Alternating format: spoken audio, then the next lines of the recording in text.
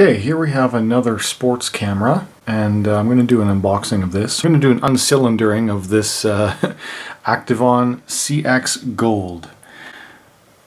In Canada, Staples in-store has started carrying this Activeon brand. This is the higher end model. It does 1080p 60, as well as it does have a 2-inch screen on the back that's also a touch screen. The Gold model also gives you digital stabilization, as well as some additional features.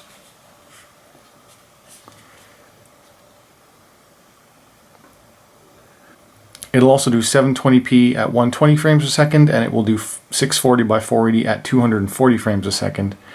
It is waterproof up to 60 meters with the waterproof casing on it.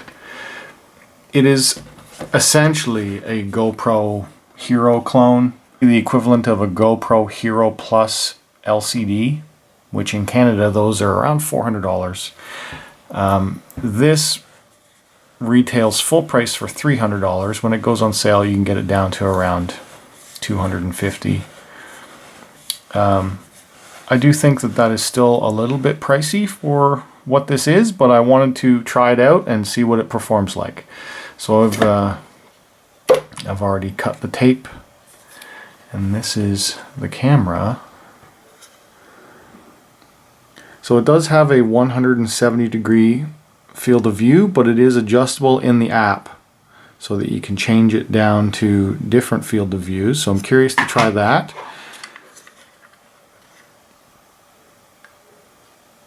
Anyway, size-wise, I still really love the Polaroid cube. You know, when you consider the cube is like the size of just the lens on this, a GoPro now seems really clunky and big. So I'm hoping that the performance makes up for it. And the reason why I'm okay with it being this shape is because it does have a screen on it, and it is a touch screen. Now that it's slightly out of the packaging, let's open it up. So it opens up like a, oh yeah, that was part of the broken packaging on the bottom, this base plate thing.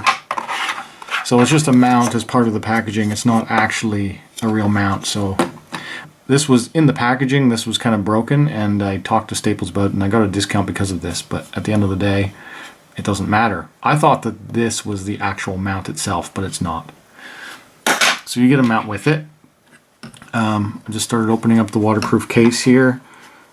I've never owned a GoPro before, so I'm somewhat unfamiliar with it, but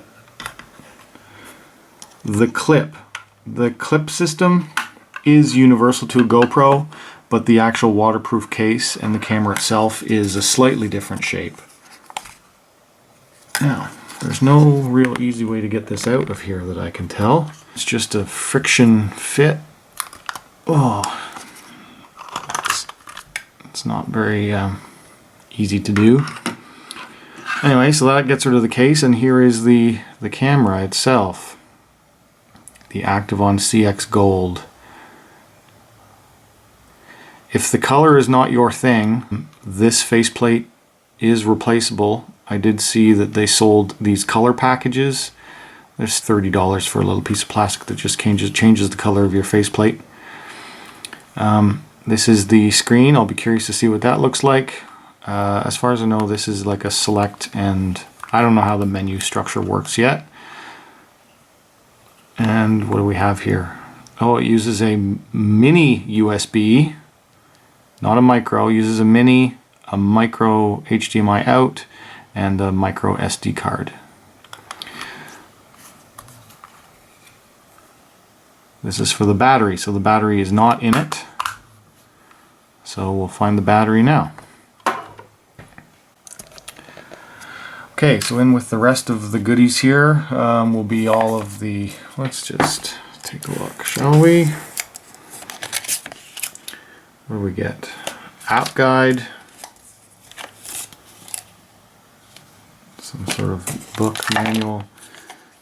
This is just a piece of plastic that you remove, and this would be so that you can use the touchscreen while using the case. This is the mount. You get a mini USB.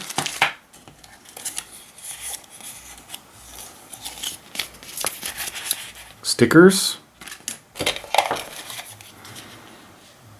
You get an 8 gig Ultra UHS 1 card.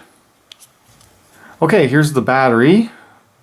This is a 1 cell, 3.8 volt, 1100 milliamp hour. To me, this would be a 1S LIHV, lithium high voltage 1 cell. Since it's saying its nominal voltage is 3.8 volts a cell and its max voltage is 4.35 volts a cell. That's somewhat interesting. Lithium high voltage. And here's an even bigger user manual. So, nice that you get all of this documentation. That is kind of a rarity nowadays. You usually don't get much documentation anymore. And you're expected to download everything. So for the people who hate that, and it's even a color manual. And the whole reason I'm trying this out is because the Polaroid Cube Plus was a large disappointment. And I do have a video on my channel about that. Okay, the battery is in. Now I haven't read anything yet. Let's see if I can figure out how to turn it on. Probably press and hold this. Whoa. Yep. No SD card. Battery is down to fairly low voltage. Alright, I forgot to put the SD card in it, so let me just turn it off quickly and I'll put the SD card in.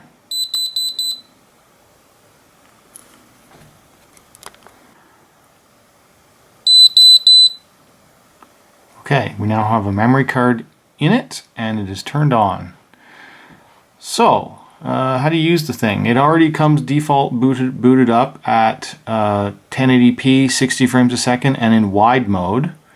So let's see how to do. Okay, this is settings. So I don't like it when things are beeping at me, so I'll turn that off.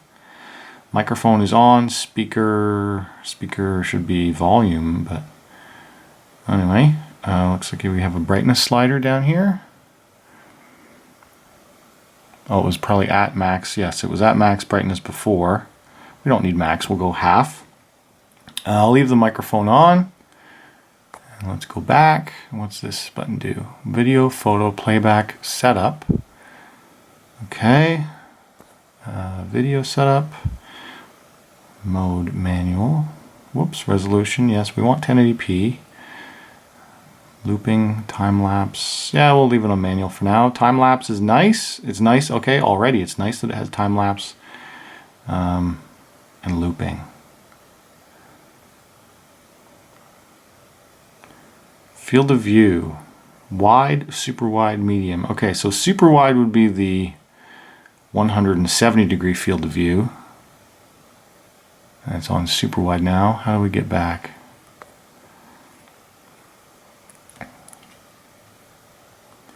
So this is 170 degree. Okay, I wonder if there's a quick way to toggle that. Probably is, but I don't know how yet.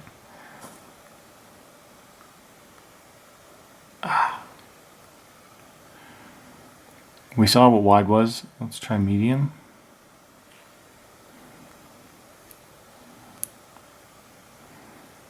Medium seems to be what I'm used to with the Cube. That's around 120. It probably says in the book exactly what the field of views are like. These other arrow do here. Oh, it's presets. So we're on manual shooting mode. You can have water sports, riding, winter sports, driving, night. So it has preset modes. I'm misclicking. It's not that it's not registering it. I'm missing it. Because I'm trying to look through the viewfinder and then click at the same time, so it's not easy. Let me go back into setup, video. I don't like the super high field of view, so I'm going to likely keep it on medium. I'm very curious to see what narrow looks like, so let me just see here.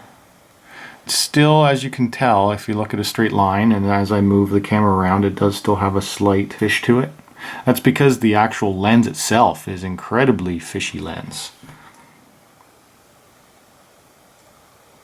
I'm going to set this back onto the wide.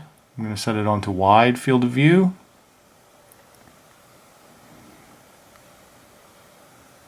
And I am scrolling by finger, so I did do like a swipe, and it's not exactly the most smooth. just because the options are so big. I don't know what WDR is. I'll have to read up what WDR means. I have no idea what that means. So I'll leave it on field of view wide, video quality normal. Oh, this would be sharpness, normal, fine, or super fine. I'm going to bump this up to fine. Wide and fine.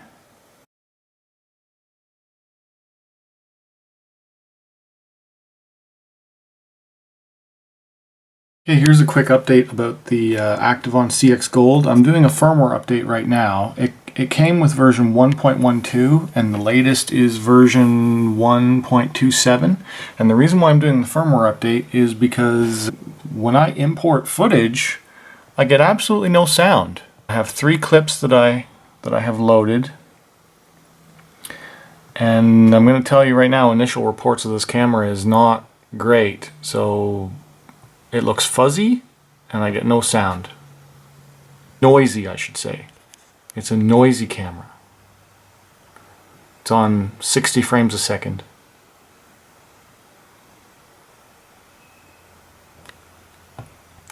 Anyway, I can play around to see what the settings can be improved, but the no sound issue is weird. There is sound on the camera. When I play it through the camera, there's sound, but when I import the video, even into my video editor, the clips have no sound. There's no sound on the clips. Very weird. It's the first camera I've encountered that's like that. Doing a secondary update.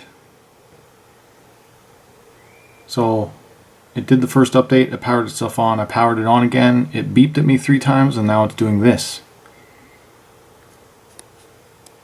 Okay, this is now a new test with firmware 1.27, and it reset all the settings to default after the firmware update, and then it also did a secondary firmware update and it gave me something called TP fail. I don't know what any of that means, but I checked the software setting on the camera and it is verified that it's running firmware version 1.27 right now.